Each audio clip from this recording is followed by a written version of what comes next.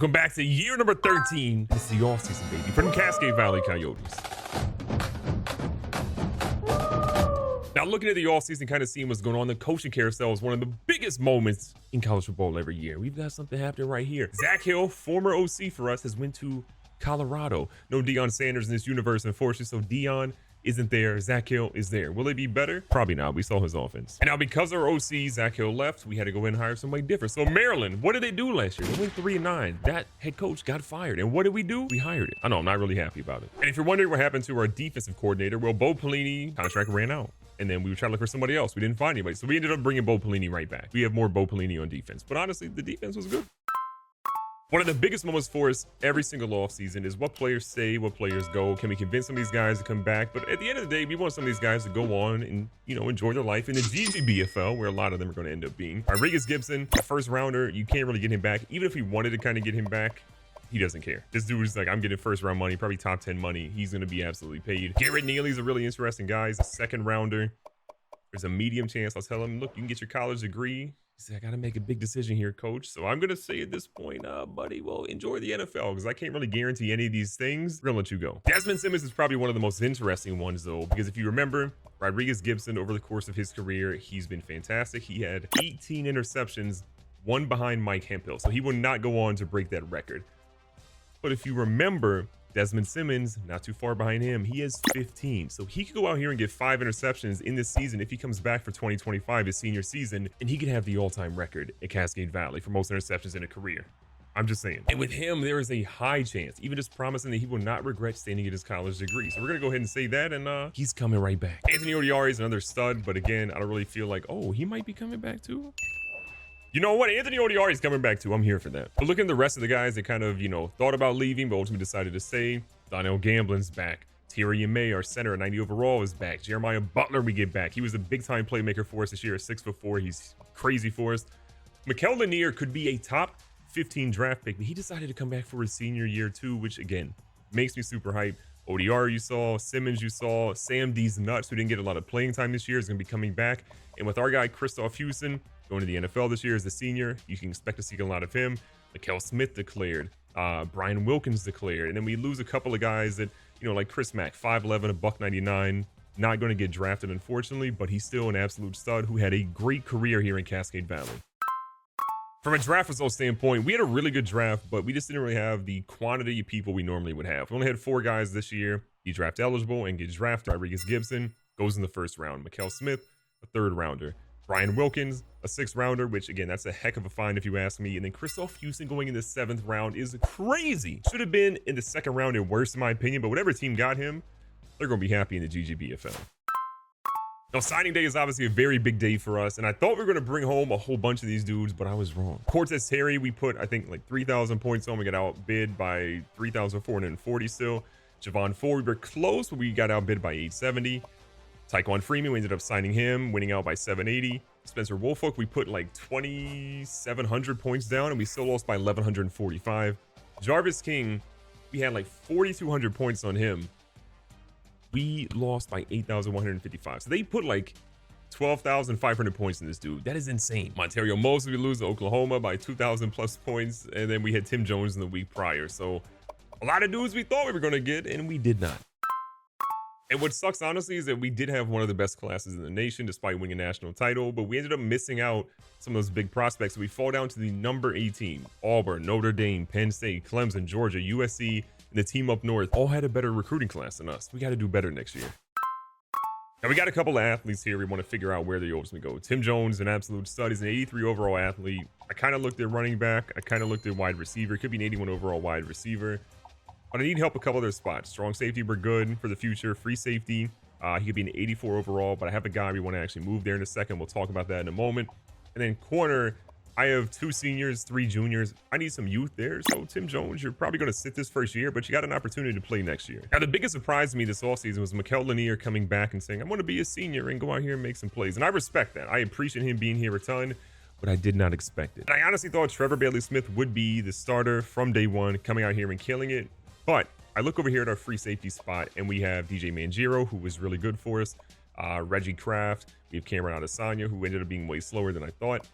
but I think we're going to end up moving him over here to the free safety spot and kind of seeing how he does. It was an 86 overall there, not quite as good.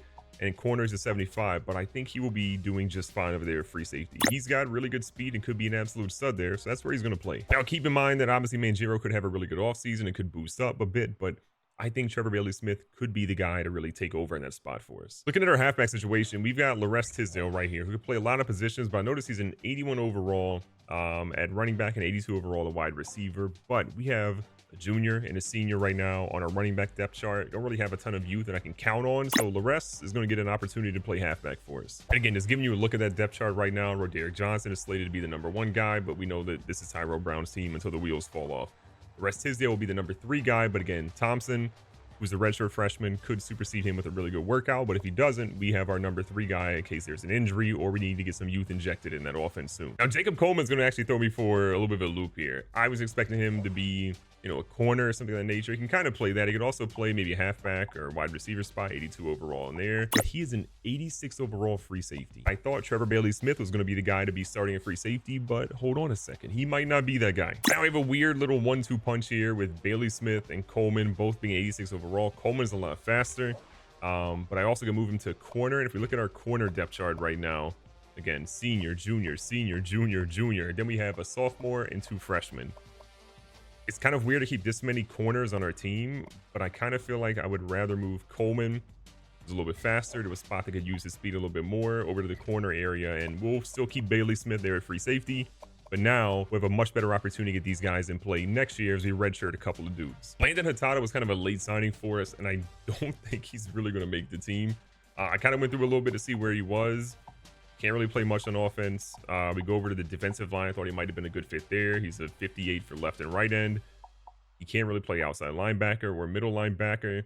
Can't really play corner. He's a 73 overall free safety, 72 overall strong safety. We're going to just go ahead and put him at punter right now because we will be punting him off this team. And last but not least, the biggest position change we made, you might have noticed if you're paying keen attention to some of the depth chart areas, Jay Bohm is officially going to be a wide receiver going into his sophomore season. He showed that he has what it takes to be the #1 receiver. He tore down the record books in record fashion, no pun intended. We have to put this man on offense and let him have an opportunity to shine, get some awards, and absolutely dominate for Cascade Valley.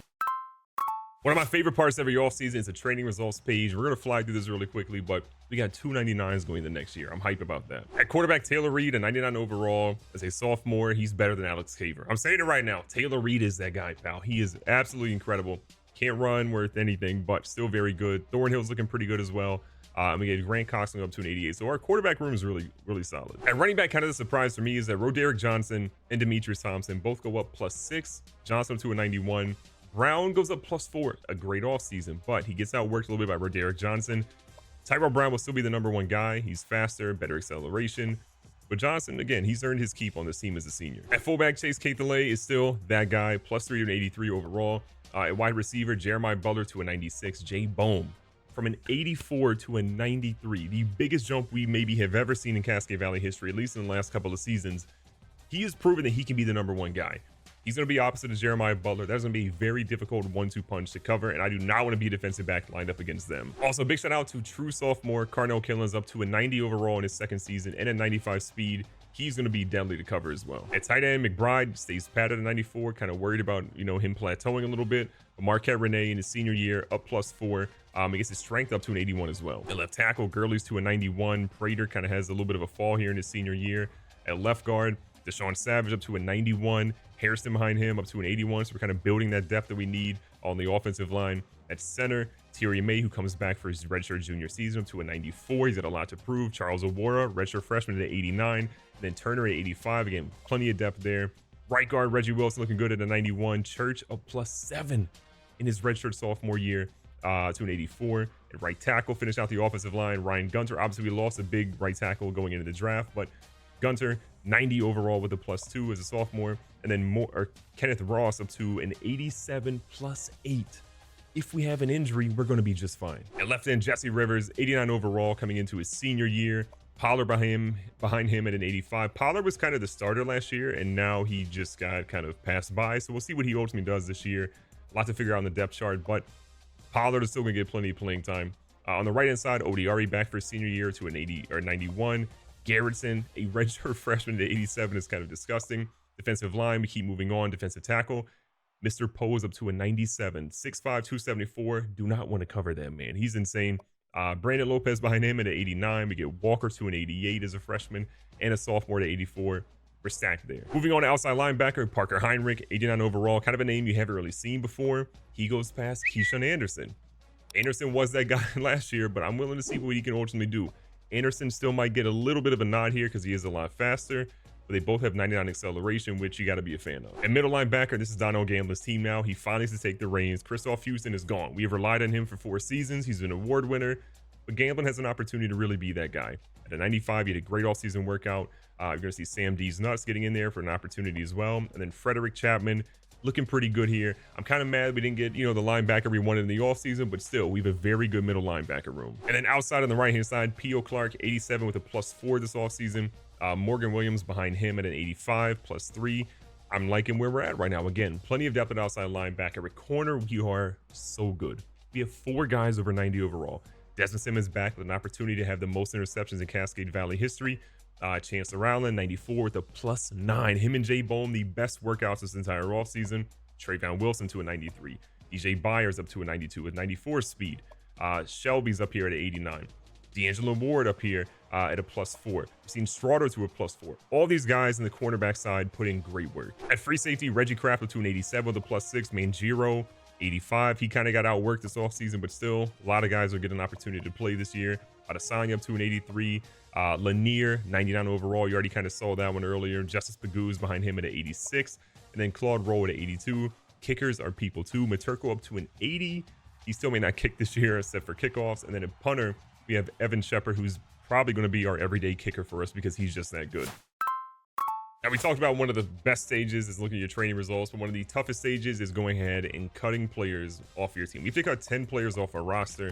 Westerkamp is going to be gone for us here. Miles Robbins was kind of a preferred walk-on, not really a guy we thought was going to be here long-term. Justice Woods, I don't want to cut, but there's not really going to be any playing time for him. We got 2 freshmen that are going to be ahead of him already. They're going to be better. So Woods is going to be gone.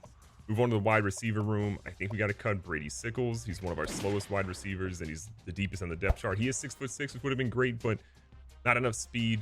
Haycraft is a guy that is borderline. We'll come back to him and kind of see, but I'm not fully sold on him. At the tight end side, Jeremy Haney will kind of keep as we have a junior and senior who both could be gone next year. Kirby will definitely be a starter next year. Haney probably needs to back him up. Our offensive line is pretty good across the board. Owens, I think we're going to keep as well. I think we're good pretty much across here at center. I mean, we have an All-American as our 4th center right now, which is pretty wild. Right tackle, I think these guys stay. We go to our left end spot. I mean, we have 3 freshmen ahead of Hendricks, and he's 5 behind already. So I think Hendricks has to go. We have 5 left that we have to cut. I mean, this guy is definitely not going to make the team. It's a 59 overall, so I think we'll let him go. We're good at left outside linebacker, middle linebacker. Frederick Chapman, I think, is going to be gone here. 79 overall, sophomore. We'll come back to him. I think he's going to be gone. We leave Freeman. I think these guys are going to be just fine. Adesanya is going to be gone. Strong safety. I think Claude Roll is fine. We have 2 freshmen that are kind of fighting out here. Punter Hatada is the guy that we just kind of moved there. We need 2 more guys we have to cut. All right, so we do come back to Chapman. We're going to let Chapman go. We have a lot of linebackers we can kind of move around, so he definitely keeps it moving. We need 1 more guy. As much as I don't want to do it, I think Jeremy Haney is going to be the guy. It was basically between him or actually, no, I think we're going to cut Jason Vaughns. Jason Vaughn's the guy that I had high hopes for. His awareness is at 59, kind of makes it really hard to play him. And he had one of the worst workouts of anybody this offseason. He just hasn't really panned out to be the guy we thought he was going to be. So I'm going to give an opportunity here for Jamin Haycraft to prove that he's that guy. But Jason Vaughns, as much as I wanted you to be here, you got to get moving. Now, the Big Ten is something that we have dominated from the last, 8 years. In the last 8 years, we've won 6 NCAA championships. We've absolutely dominated it. We are feeling good. Having 2 3-peats in that 8-year, 9-year window is incredible. So it's time to move to the SEC. And not only are we moving to the SEC, but LSU is following us. They moved to the Big Ten. They love playing us. And then, you know what? They had some success. They've been stealing our recruits, and now they're coming down here to the SEC with us as well. So the West will be Alabama, Arkansas, Mississippi State, LSU, Missouri, Oklahoma, Texas A&M, and Ole Miss. The East will now be Cascade Valley, Florida, Kentucky, Georgia, Auburn, South Carolina, Texas, and Tennessee. And if you're coming out here saying, well, actually, good game, bro, it's not, no one cares. Now, one of the toughest things we have to do is redshirt players for the upcoming season, but I've got an idea of how I want to work this, and I think we're going to be okay. So here's a look at my redshirt plan. Nobody at quarterback. At running back, it will just be Larest Tisdale because, again, he's got 3 guys ahead of him. He needs a little bit more time to get his stuff where he needs to, and this will be a perfect opportunity for him to watch some incredible running backs in front of him. Nobody at fullback and wide receiver. We have nobody redshirted there as well because the only eligible guys are Bohm and Killens, and they are both starters and studs. At tight end, because we have McBride and Renee, Jay Kirby, as much as I want to play him this year, is going to be sitting on the bench with an opportunity to be the #1 guy next year. Nobody at left tackle. Left guard, we have Henningsen and Owens. Because I have Hairston, which is pretty similar to Henningsen's overall, him and Savage will be the 1 and 2. Again, saving guys for the future. Griffin will be redshirted. He's a great 90 overall, but there's a guy who could have won in the NFL draft this year that's in front of him, so he'll sit down for a little bit. Nobody at right guard. Right tackle will be Matt Webb, redshirting behind 2 redshirt sophomores. And left end, we're redshirting 3 guys. Gaines, Williams, and Cooper. Pollard will get an opportunity to play again. In all actuality, Rivers is gone next year, and Pollard more than likely gone next year as well. So these 3 guys have an opportunity to battle for whoever gets the #1 spot next year. Nobody at right tackle. Again, a senior and freshman there. Nobody defensive tackle. No one at left outside linebacker. Middle linebacker, David Redding will be redshirted behind a junior and senior. Again, probably the starter next year. At right outside linebacker, Tyquan Freeman behind a sophomore and a junior. Again, an opportunity to compete next year for that starting spot or maybe move positions. And then at corner, we're going to have Tim Jones, the new guy, as well as Jacob Coleman. Both studs, both should be great, but a lot of guys ahead of them for sure. And then at free safety, it was kind of a tough call. I thought maybe Trevor Bailey-Smith ends up being a 4-year starter without having to be redshirted, but I'm going to give Reggie Kraft and Mangiero an opportunity to really fight for that spot. Reggie Kraft is 94 speed. I think he will get the nod day 1. Mangiero should get some playing time still, and Bailey-Smith will sit this year, likely to start it next year. And then strong safety, we have nobody to do there. Kicker, punter, the same.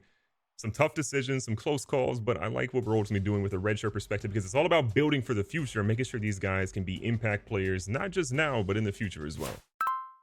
Last but not least, it is time to talk about our schedule for the 2025 season as we are in pursuit of championship number 7, baby. Week 1, we will be playing at home versus Ole Miss, a rematch of the national championship game. Then we have Virginia at home, number 16, Florida at home. We travel then to Kentucky, number 23, Kentucky. We then come back home in South Carolina, back home against number 9, Auburn. At Georgia, who's unranked right now, just fired their head coach in the offseason. At home versus Wisconsin. At Mississippi State. At Tennessee. Home versus East Carolina. And then we finish at Texas, which is probably going to be a ranked Texas, I would have to imagine by then. They got a lot of good recruits. They're probably going to be good by that point. And then it's conference championship week. This is going to be really difficult. I have no idea what our season is going to look like. The Big Ten was difficult, but not crazy. The SEC is crazy difficult, and I am scared. What kind of season will it be for Coach Mervin McMervin? His biggest challenge yet, but you already know. Big-time players and big-time plays. And Coach McMervin, he wins them things. Be safe, be smart, tell somebody you love them. Catch you guys on the next one.